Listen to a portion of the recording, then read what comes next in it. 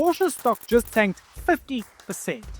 China's luxury market collapsed overnight.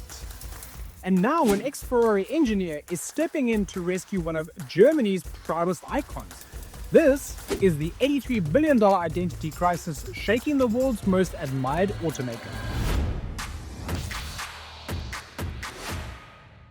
Welcome to the DR Pulse, where we stay on top of brands, trends, marketing, sales, and business strategies that are shaping the world. Porsche, a brand that once defined desire on wheels. The name itself sounded like speed sculpted into syllables, a symbol of precision, of power, of perfection you could park in your driveway. You didn't just see a Porsche, you felt it. That low-frequency growl of a 911 as it exhaled confidence down a mountain road. The echo of Le Mans heritage whispering through the tailpipes. The craftsmanship that turned raw steel into status itself. 3 years ago, Porsche looked untouchable. After its public listing, it became Europe's most valuable automaker, worth €83 billion, and was fueling almost half of Volkswagen Group's profits. Analysts called it the luxury fortress, the brand that could out-engineer Tesla, out-glamour Ferrari, and outperform BMW on both the track and the balance sheet. But beneath the glossy surface, the bolts were already loosening. The company's core was humming with uncertainty, not about horsepower, but about purpose. Fast forward to today, Porsche stock is down nearly 50%. Profits have halved, and its once prestigious seat in Germany's DAX index, gone. The numbers tell a story of financial correction, but the truth runs deeper. It's not the engine that failed, it's the identity. In a race to chase Tesla, Porsche accelerated towards electrification, but without conviction. The once fearless brand that had dared to launch a luxury SUV back when purists scoffed was now playing it safe, following trends instead of creating them. And when China, the market that once made up a third of its sales, started to slow down, the icon of luxury motoring stalled in neutral. The engine wasn't failing, the brand was. When CEO Oliver Blume took the wheel of both Volkswagen and Porsche, it looked like a power move out of a Harvard case study. One visionary leader, two legendary brands united under one strategy. But in practice, it split Porsche's soul in half. The company was pulled in two directions. On one side, it had to lead Volkswagen charge into an electric future, a battle against Tesla, BYD, and the entire Chinese EV army. On the other, it had to protect the heritage that made Porsche timeless. The speed, the soul, the status symbol that was never just transportation, but transformation. The result? Confusion. EV projects lagged, combustion icons aged, and marketing messages clashed. Porsche's storytelling, once as smooth as its gear shifts, became fractured static. In China, the brand that had once been the ultimate dream car for young entrepreneurs was suddenly just another premium badge. Sales plunged 26%, while employees lost clarity, investors lost faith, and the brand that once sold emotion started to sell confusion. When leaders try to please everyone, they end up convincing no one. And Porsche, the brand built on precision, was now a case study in blur. Even the world's best engineering couldn't save an unclear vision. Enter Michael Leiters, a quiet name with a supercar resume. 2 decades ago, he was inside Porsche's engineering division when the Cayenne was born.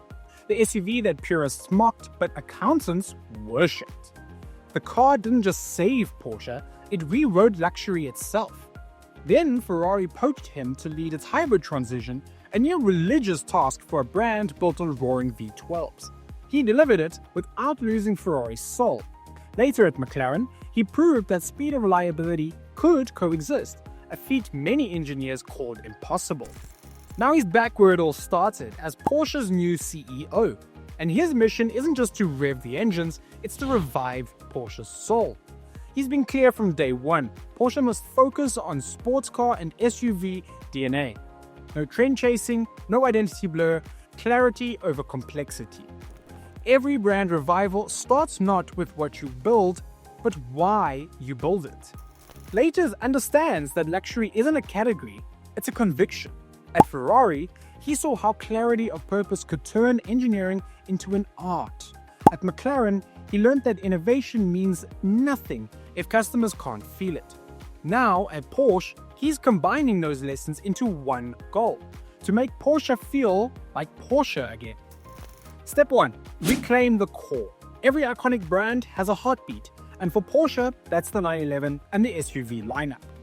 Not because they sell the most units, but because they carry the most emotion.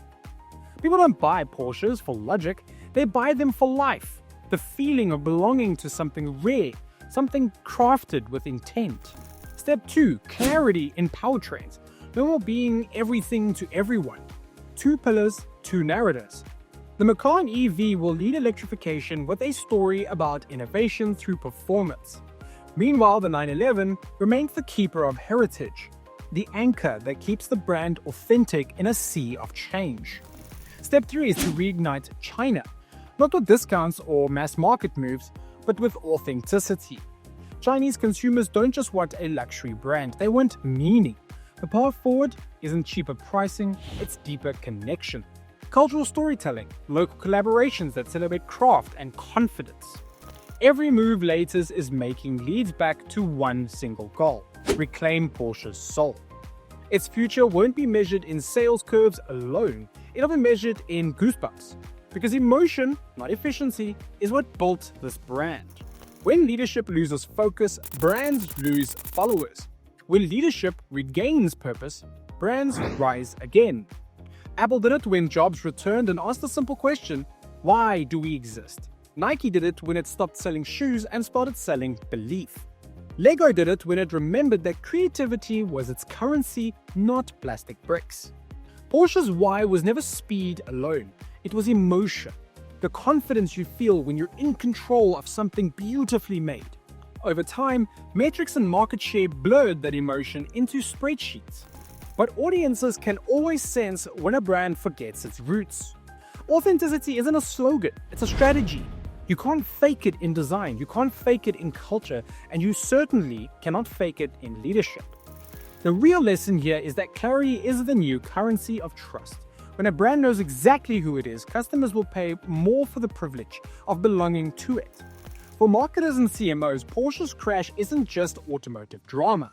It's a mirror. It shows what happens when strategy and story fall out of sync.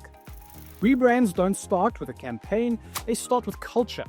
So if your team isn't inspired internally, no external message will ever land. The best CMOs are creative directors of purpose. They don't ask, how do we market this? They ask, why do we matter? Porsche's revival is a boardroom story as much as it is a marketing one, because the boardroom is the brand's studio.